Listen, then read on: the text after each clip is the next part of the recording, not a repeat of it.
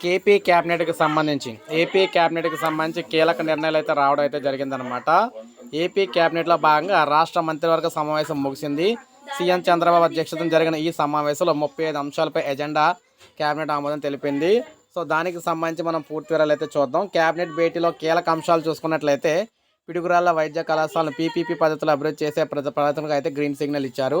SV varsity పరిధిలోని 33 ఎకరాల భూమిని వ్యవసాయ మార్కెట్ కమిటీకి బదిలీపై చర్చ అయితే చేశారన్నమాట. ఇక పలమనేరులో లైవ్ స్టాక్ రీసెర్చ్ స్టేషన్ ఏర్పాటుకు భూ బదిలీ ప్రతిపాదనకు అయితే ఆమోదం తెలిపారు.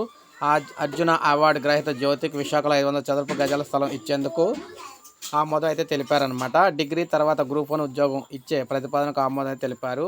ఏపీ టిడ్కోకు హడ్కో నుంచి 4,551 కోట్లు ప్రభుత్వ రుణం గ్యారంటీకి అయితే ఆమోదం ఇచ్చింది. అమరావతి పరిధిలోని వీధిపోటు భూములు పొందిన రైతులకు ప్రత్యామ్నాయ ఫ్లాట్లను ఆమోదం అయితే ఇచ్చారు. అమరావతి పరిధిలో భూములు లేని పేదలకు అనాథ పిల్లలకు పింఛను మంజూరుకు ఆమోదం తెలిపింది. తీతీదే పరిధిలో పలు పోస్టుల అప్గ్రేడ్కు పలు సంస్థలకు భూ కేటాయింపులకు ఆమోదం తెలిపారు.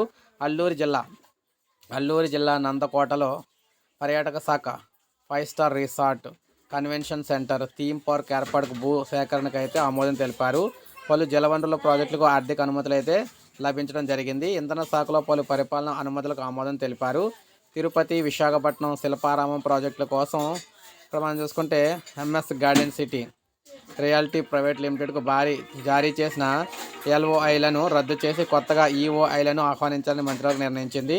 పీపీపీ విధానంలో గుంటూరు శిల్పారామంలో సాంస్కృతిక కేంద్రం వినోద్ జోన్ అభివృద్ధికి అయితే ఆమోదం తెలిపారు. ఇక అనేక విషయాలు అయితే ఉన్నాయి. మొత్తంగా అవి ముఖ్యమైన కీలక అంశాలు అనమాట. సో ఇది మనకు అప్డేట్. ఒక లైక్ చేయండి, సబ్స్క్రైబ్ చేసుకోండి, మన ఛానల్ సబ్స్క్రైబ్ చేసుకోండి.